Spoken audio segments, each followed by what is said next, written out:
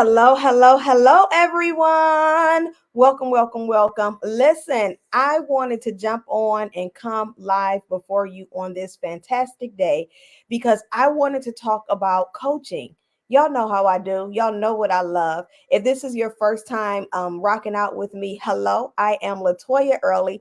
I am your vision coach. I provide clarity, confidence, and expansion to your coaching business through niche coaching. I am the founder of Chase Great University. We are a niche coaching certification company for Christian women where we demonstrate the kingdom coaching standard. Listen, we help you start, grow, and monetize your coaching business in your kingdom assignment. So, welcome to the room, y'all. Welcome to the space. I am streaming live in multiple areas, but I'm just excited to be before you on this fantastic afternoon. So listen, do me a favor. I want you to tag someone in this training. I'm going to talk about you've been called to coach, now what?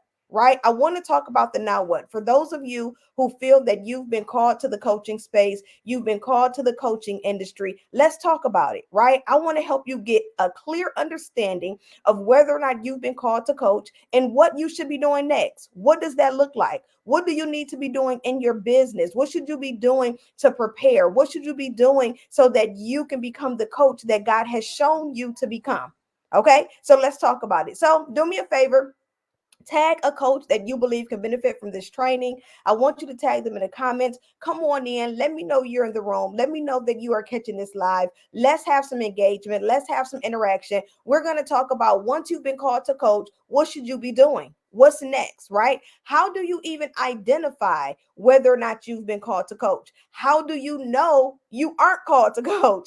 We're going to talk about that as well. So I want to get into things without wasting too much of your time, especially for those of you who are catching this on replay. If you are a part of my email community, I have sent you this training with a special love because I want to make sure you are getting what I have for you on today. So let's go ahead and jump into it. Again, we're talking about you've been called to coach, now what? What does that look like, right? What should you be doing in your business? How do you know you've been called to coach? And what does that look like? So let's talk about that. For those of you, if you believe that you've been called to coach, let me know in the comments. Let me know in the comments. You're like, Latoya, yes, I believe that God has called me to the assignment of coaching. I believe that God has called me to the coaching industry, to the coaching space, but I struggle with what am I supposed to be doing?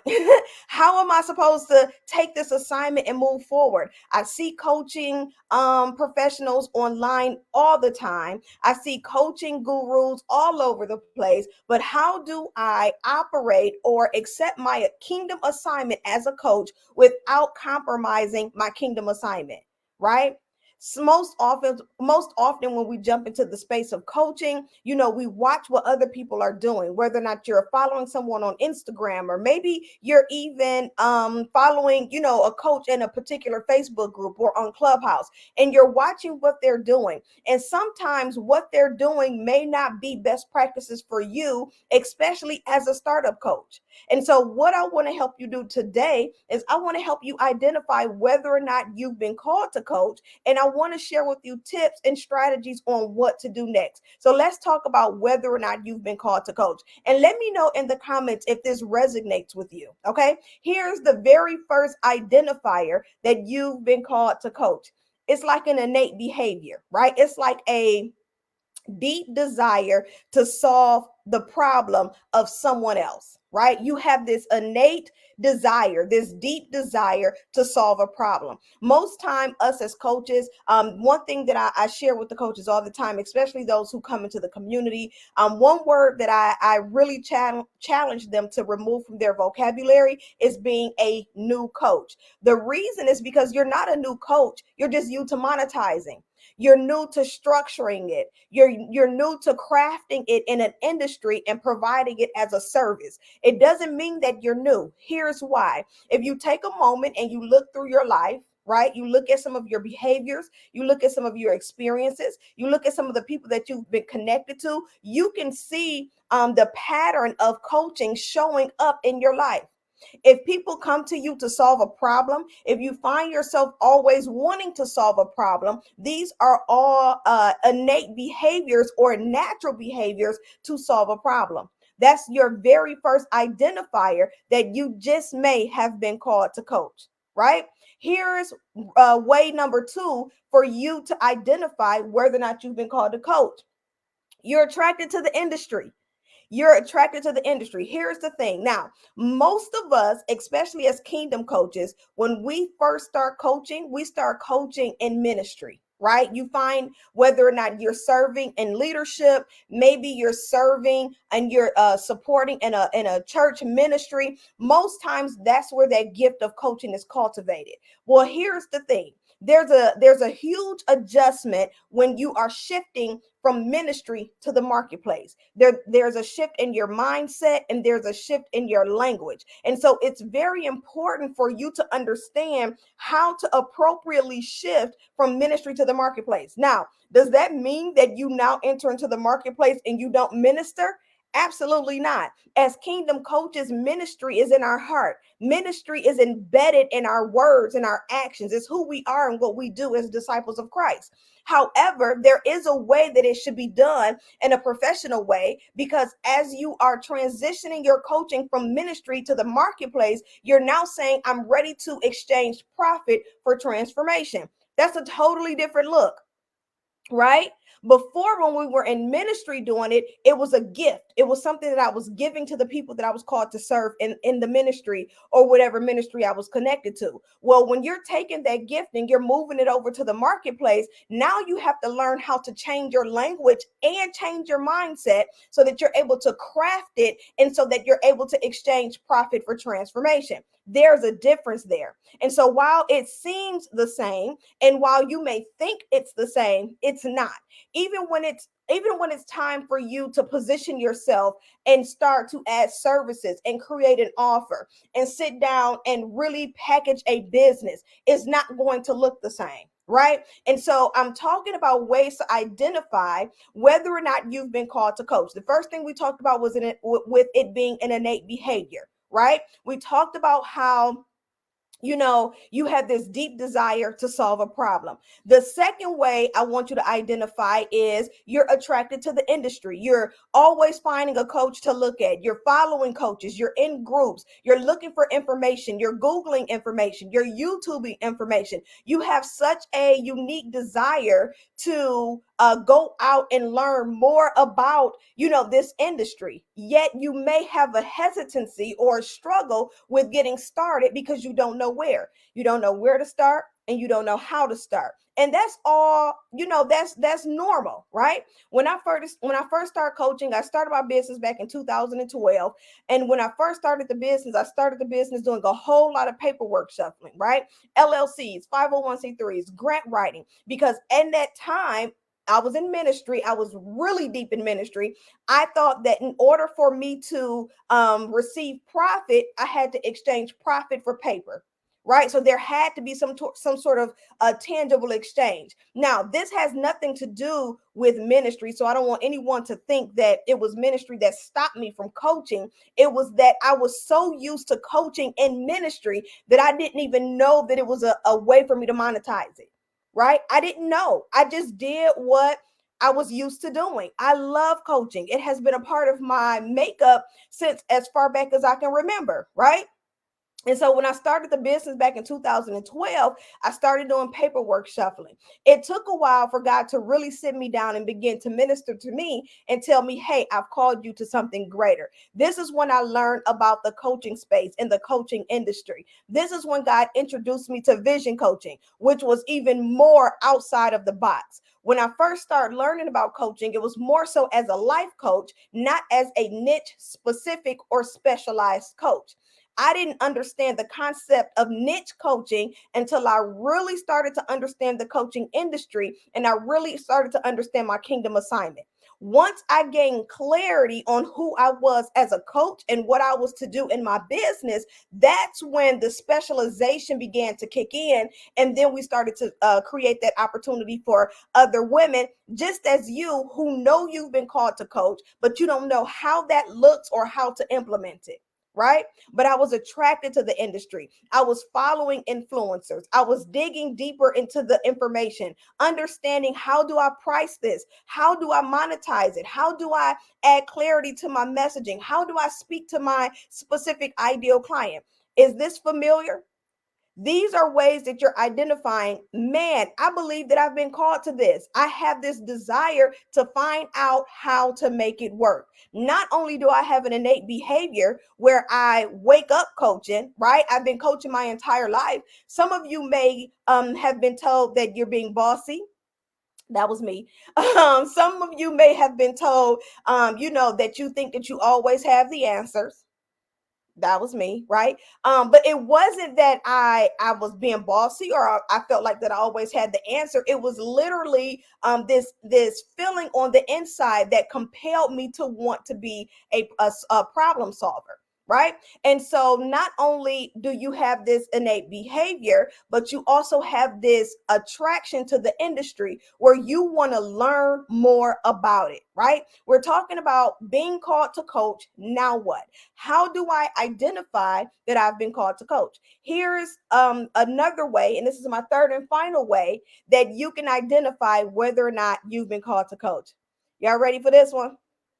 It's very simple. It's because God told you, right? It's because God just flat out told you. God flat out told me that I was a coach. I didn't have to try to figure it out. It was no wavering of thoughts. He very clearly told me that I was a vision coach, right? And so some of you, God has called you to the industry, but yet you're having a hard time adjusting or starting because you don't know where to start. So I wanted to share this training for those of you, you've been called to coach. Now what? Now, what do I do next? What are my next steps? How do I cultivate this assignment without compromising kingdom?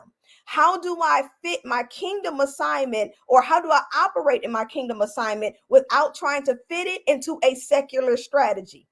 Right? Because let's be honest, that's where a lot of us fall short. That's why a lot of coaches who are grounded and established in the word of God, this is why a lot of the coaches have a hard time generating income and growing their income and reaching their impact, is because you're trying to fit a kingdom assignment and using secular strategies.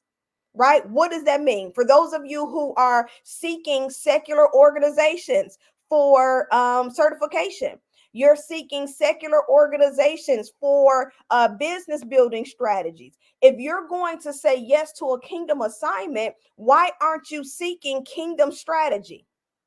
Just something for you to think about, right?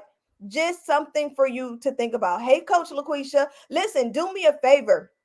Tag a coach that you believe could benefit from this training on today. If you know someone who is in that space where they know they've been called to coach and they're struggling with what to do next, how to move forward, they don't know how to title themselves as a coach. They're struggling with their messaging as a coach. They don't know how to position themselves as the expert in solving a specific problem for a specific group of people. I encourage you to tag them in this training so that they too can really connect with what I have to offer, and it can help them move forward. So we've just identified three ways for you. We've just shared three ways for you to identify whether or not you've been called to coach. Now, let's talk about whether or not you have not been called to coach. Okay, I want to talk about that as well. And so, this right here, this may step on some toes, this may make you mad, this may make you uncomfortable, but it's okay. I'm not going to be mad about it. I'm not going to be mad about it at all. So I hope that you're ready for it. So here's the number one identifier that you haven't been called to this. You have not been called to coaching, and it just may not be the thing that God has called you to do. Number one, you're so focused on profit that you're not focusing on transformation, right? So if you're a coach and you're trying to figure out your niche that is most popular or most profitable, then I want you to question, is this purpose? Right? I want you to take a moment and I want you to question, is this purpose? Is this purpose by God? Is this my assignment, or am I only doing this so that I can generate income? Because a lot of times people will go out and they'll start a coaching business because they believe it's a quick way to gain revenue. And for some people, because they just have a gift of influence, it works. But here's one thing that I teach with the coaches of Chase Gray University. As kingdom coaches, we're here to change the mindset of our consumer, not the moment. And so, in order to change the mindset, there's transformation that has to take place, which means there's some real work that has to happen. You have to be willing to sit down and peel back the layers. You have to be willing to sit down and do the internal work. You have to be willing to sit down and say, you know what? I need to apply myself so that I can make sure that I am showing up whole in front of my client, right? So I wanted to share with you 3 ways for you to identify, you know what? Maybe coaching is not for me, right? Maybe I'm not called to this. Can you close this window for me? This blind. Yeah. Right? So that's one way. Whew, that's so much better. I'm sorry, y'all. That light was tearing this video up. Okay. So we talked about number one. We talked about you. That's so much better. We talked about you coaching for profit instead of transformation, right? We're talking about those of you who are looking to make money versus transform lives. Now, here's the thing: when you're operating and doing what God has called you to do, I guarantee you profit will come. But are you fulfilling the assignment of coaching to fulfill his purpose? Right? That's the first thing I want you to think about. Number two is you get easily distracted and you're ready to give up way too fast. Know that when you have been assigned to coach, no matter what the circumstances look like, no matter what things look like, no matter what you go through, no matter what your situation is, no matter what you're experiencing, you have to wake up every day and still say yes. That's why there's a process to this, right? That's why for those of you who are just getting started, when you are just getting started, there's no way that you should be seeking services and support from coaches who are telling you that they can help you earn 6 figures in 6 days. Here's why: because the person who's assigned to that coach, they should have a lot more growth and development under their belt. If you're just getting started, you're just learning your messaging, you're just learning, your craft, you're really understanding your gift. And so you need some time to prune, you need some time to cultivate, you need some time to develop, right? And so this is why it's important for coaches, for especially for startup coaches, to take the time and do the work. Because coaching is not just about solving the problem for someone else. It's about first learning how to solve the problem for yourself. Think about it. Would you hire a health coach who eat donuts all day? Right? Would you hire a wealth coach who's always broke? Would you hire a person who's going to help you build your finances and they credit jacked up? Like, this is the kind of stuff that you have to think about. But as the coach, you have to be willing to do what? Sit down and do the work. And so if you're easily distracted or you're willing to quickly give up on yourself, then how can I trust you with me? This is an identifier that you just may not be called to coach. Number three, you're not willing to do the real work. And I just shared this one, right? This is a connection.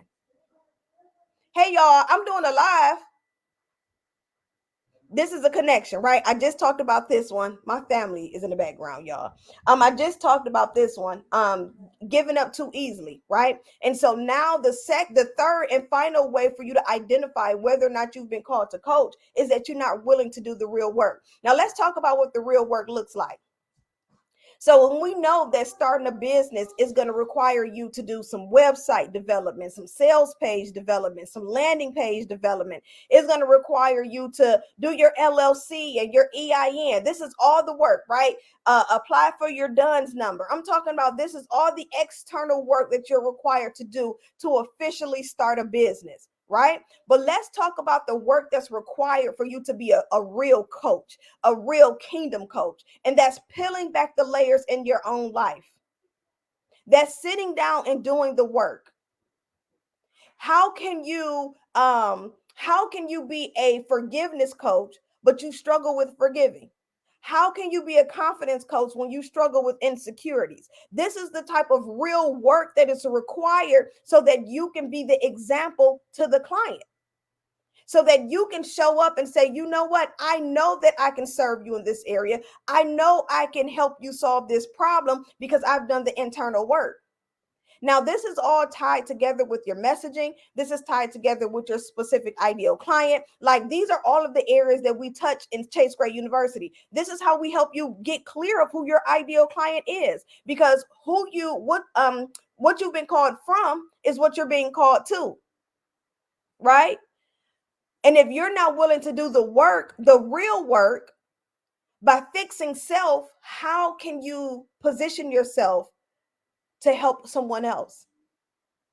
Here's what's most important about being a coach who's a believer in Christ. It's so important. I know a lot of times we hear people say that, I don't mix business with religion, and I don't mix politics with my life. And, for those of you who rock out with me on my personal page, you'll notice that I don't post about, politics. The only thing I do talk about is my family and the God that I serve, right? And so here's my understanding of this. As a believer of Christ, that's not a religion for me. That's my lifestyle, right? That's who I serve. That's who I honor. So talking about God on my post is like talking about my husband or talking about my children, because he's a part of my lifestyle, right? And so here's what we have to be mindful of. It's impossible for a coach to lead you to peace if they're not leading you to the peace of God. It's impossible for a coach to lead you to love if they're not leading you to the love of Christ. It's impossible for your coach to lead you, to wealth when wealth is not grounded in the wealth of the word of God. Like, there's a connection that has to be made. Why? Because we're here to change the mindset. Now let's be clear. Now, are there coaches who do demonstrate peace and love and wealth and all of these great things in their businesses? Yes, but I'm talking about the difference between shifting the moment and shifting the mindset. Moment is temporary. So can they help you provide peace for the moment? Yes, but I'm talking about a peace that's going to sustain past all obstacles. I'm talking about a love that's going to heal you in areas that you didn't know that you were broken in. I'm talking about being wealthy, not just financially, but the wealth of the Lord, the wealth of love, the wealth of peace, the wealth of comfort. All of these things are connected to the word of God. Right? And so if you're a coach, you're saying, listen, I believe that I've been called to coach. I believe that this is something that God has called me to. Then guess what? You have to be willing to do the real work so that you can be what that client needs to get to where God wants them to go. Now, when we talk about messaging, right, I'm going to jump into the 3 ways. Now you've been called to coach, right? Now what? Now we've identified whether or not you've been called. And we've also identified if you have not been called. Now let's talk about those of you who know that you've been called. Now what? What do I do next? Right? Let's talk about that. Number 1, the very first thing you need to do is commit to the assignment. You need to commit to the assignment. You need to say, you know what? This is what God has called me to, and I'm going to say yes, regardless of what it looks like or what's required of it. Committing to the assignment means that regardless of what your situation is telling you, regardless of what is being seen physically, you're going to say, yes, Lord, I trust you. That is a certain level of commitment, right? You've been called to coach. What's next? Commit. Accept it. Okay, Lord, yes, this is what I'm going to do. Now, Lord, show me what I need to do next so that I can cultivate this call, so that I can be sure to solve the problem in the lives of the people you've called me to serve, and that I'm doing it with authenticity. I'm doing it with integrity, right? Number 2, you need to go out and get clarity. You need to get clarity. I did a masterclass on 3 reasons Christian coaches struggle with consistent enrollment, right? I did a master class, and what I learned over the years that I've been coaching is that when you're shifting from ministry into the marketplace, you don't know how heavy your language is. Your language can be so versed in a using spiritual language, or it can be so deep that it completely misses the client. So one of the things that I teach is learning how to provide practical solutions and practical results that's connected to a spiritual problem, right? Because again, we're still kingdom. We're still kingdom coaches building kingdom business using kingdom strategy. But in order to do that, the Bible talks about over in Psalms how we need to be careful with our words. The unfolding of our words is supposed to bring people to light, right? It's supposed to bring them to light. But if it's confusing, how can we really serve them? Right? And so this is why clarity in your messaging is so important. Don't be so deep in your message that you miss the mark, that you're going over your client's head. They don't even know what you're talking about. One of the strategies we teach here at Chase Gray University is how to identify practical results that are connected to a spiritual problem. Clarity. I've been called to coach, Latoya. Now what? Get clarity. What type of coach are you? What's your messaging? What problem are you solving? Whose problem are you solving? What's the process to solving that problem? What does that problem require? What systems do you need to help solve that problem? What team do you need to help solve that problem? How are we monetizing this? What's your price point? What's included in that price point? Do you think that as a business owner, you are supposed to just take a number and slap it on your business and say, I'm just going to charge this price because I want to? No, you have to be able to sit down and count the cost, right? Over in I think it's in Second Timothy. Don't quote me. I'm not sure, but it talks about counting the cost. Have you sat down and count the cost of your price? A lot of times coaches will get out here and they'll just say, my program is $100 an hour, right?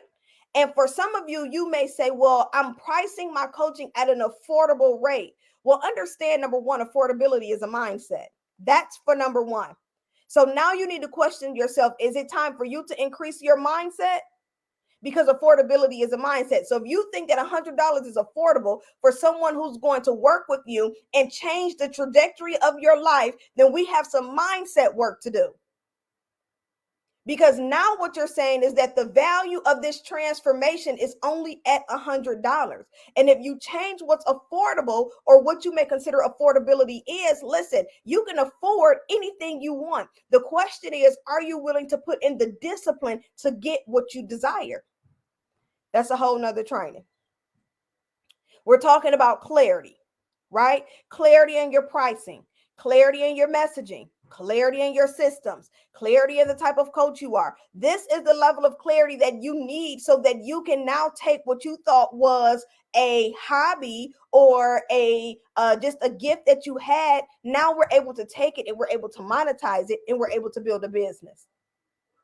Right? There's layers and levels to this. Number 3, and this is my final step to I've been called to coach. Now what?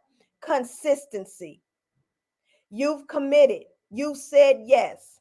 Now let's start showing up. Let's start showing up. Do the work. Do the work. Yes. Are you going to fight the battle of fear? Absolutely. Yes. Are you going to fight the battles of procrastination? Absolutely. Are you going to be uncomfortable? Yes. Are you going to be afraid? Yes. Are you going to be confused sometimes? Yes. Are you not going to want to feel like it sometimes? Yes. Are people going to tell you they don't want it? Yes. Are you going to be afraid of people's opinion? Yes. Are you going to compare yourself? Yes. You're going to do all of these things, but does that mean that you stop? No. No, you have to wake up every day and say, you know what? This is the assignment that God has called me to, and I am saying yes. So I'm going to show up and be consistent. I'm going to go live. I'm going to post on my social media platforms. I'm going to send out my emails. I'm going to do all that I need to do. So not only I can grow my kingdom business, but I can serve the people that God has assigned me to serve by solving the problem that I've been called to solve. Does that make sense? So listen, for those of you who you're like, Latoya, I've been called to coach. Now what? I am looking for 5 startup coaches. 5 startup coaches. This Monday is our third Monday call over in Chase Gray University. We do our group coaching calls every first and third Monday. Our next call is this Monday. And I want to invite you into our pre-certification, our intro to niche coaching program. This is our entry level program. This is where we're able to serve you and help you identify what type of coach you are, help you identify your messaging, help you identify who your messaging is for, and help you build out your first program. I encourage you to click the link in the caption and learn more about the program and get started. What's our hesitation? What are we waiting for? If you're saying, well, Latoya, it's the finances, I don't want to commit myself to something financially. Well, here's my question. Number one, are you building a business and expecting a financial return? Yes or no? If the answer is yes, then why are we so worried about owing instead of receiving? Right? Why are we so focused on what I'm going to have to pay versus what am I going to receive because I invested? Understand that when you invest in your coaching financially, it's a seed and it shall reap a harvest. Every seed shall reap a harvest. So instead of you questioning when you look into this enrollment opportunity and saying, man, how am I going to? I want you to think of how many clients do I need to work with so that I can, right? And if you're saying, Latoya, but I don't know how, but that's why you need to be a part of the program so that we can show you how. Because at the investment of this program, you should be able to enroll at least one client, at least one. But we want to show you how. So if you're a startup coach and you're ready to cultivate your kingdom assignment without compromising it, then I encourage you to click the link in the caption and join us in the Chase Great community. And let's go ahead and chase great together. Listen, have a fantastic evening. Thank you so much for rocking out with me and be blessed.